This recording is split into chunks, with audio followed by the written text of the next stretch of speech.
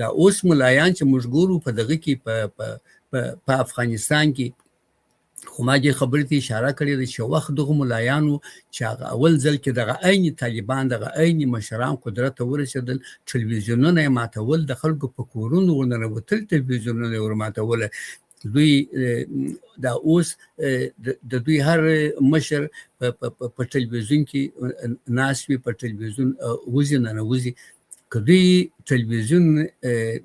روا بولي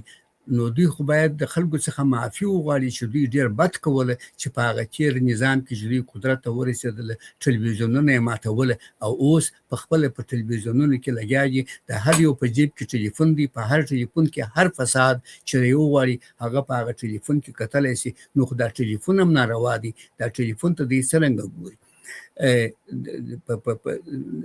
دغه راستیاره راغلی د موټر راغلی دي مثلا دا ټول شیان د نوي تمدن سره راغلي دي وخت چې د نارینه ژوند د نوي تمدن سره تغیر کوي خو د ښځې ژوند هم باید د نوي تمدن سره تغیر وکړي د نوو شرایطو سره د ښځو د تعلیم او تربیې سوال هم د نوو شرایطو سره دغه وکړي تغیر وکړي